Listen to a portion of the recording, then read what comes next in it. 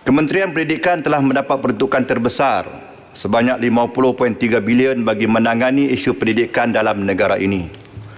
Ramai murid di seluruh negara terkesan dengan pandemik COVID ini. Apatah lagi yang terlibat dengan peperiksaan awam seperti SPM dan STPM. Sudah tentu tekanan perasaan untuk menghadapi peperiksaan akan menjadi trauma kehidupan. Dalam hal ini, saya cadangkan agar pelajar yang terlibat dengan peperiksaan diberikan segala kemudahan pembelajaran normal kerana pembelajaran atas talian internet pada hakikatnya tidak mampu memberi jawapan penyelesaian.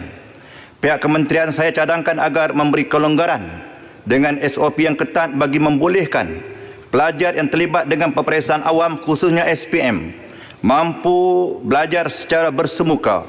Seterusnya seperti yang pernah dicadangkan agar pelajar yang terkesan dengan COVID ini dapat diberi kemudahan dengan memudahkan bentuk soalan dan bentuk skema dalam menyelesaikan kemelut pembelajaran yang tidak teratur dan sering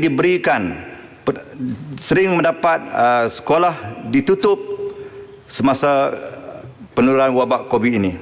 Seterusnya, Datuk Yang di-Pertua, dalam penataran kurikulum standard sekolah menengah KSSM, guru-guru pendidikan Islam dimaklumkan bahawa tulisan Jawi telah ditiadakan dalam soalan peperiksaan peringkat SPM. Asas alasannya ialah guru-guru dipahamkan bahawa murid-murid telah menguasai pengkaedahan tulisan Jawi di tingkatan 1, 2 dan 3. Dalam mengangkat tulisan Jawi sebagai wahana ilmu, sepatutnya keputusan Kementerian Pendidikan tidak terburu-buru memutuskan keputusan meniadakan tulisan Jawi dalam SPM. Seolah-olah menjadi penyambung pihak-pihak tertentu untuk membunuh khazanah ilmu dari diolah sebagai tulisan yang berpengaruh di negara ini.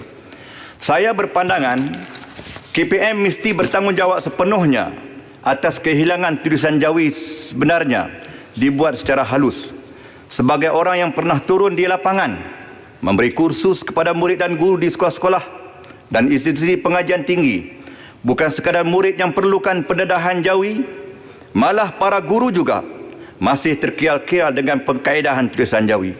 Dan boleh disimpulkan bahawa pengajaran tulisan Jawi hanya baru bermula di tingkatan 4. Agenda apakah sebenarnya pihak yang berkepentingan untuk menghapuskan pengajaran dan pembelajaran Jawi di peringkat menengah atas? Dengan meniadakan tulisan Jawi di peringkat ini dan memasukkan pula teks tulisan Jawi dalam buku sangat tidak memadai, majoriti pelajar masih ketinggalan dalam menguasai tulisan Jawi. Ramai pelajar hilang identiti tulisan Jawi, malah tidak pernah tahu sejarah tulisan Jawi.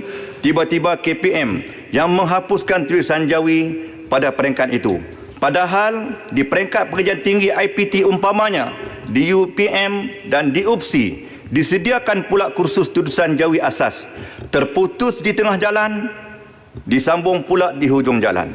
Kealpaan inilah menyebabkan tulisan Jawi tiada jati diri untuk bangun kerana tangan-tangan cendekiawan yang gagal memahami situasi nazaknya Jawi mutakhir ini.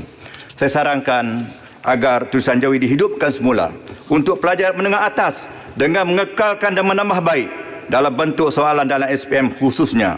Begitu juga saya mohon agar guru-guru diadakan kursus perdana yang sering kali saya laungkan dalam parlimen ini bagi menguasai tulisan Jawi agar kesinambungan khazanah negara ini akan terus dipelihara, dimartabatkan dan seterusnya dibudayakan oleh generasi yang akan datang.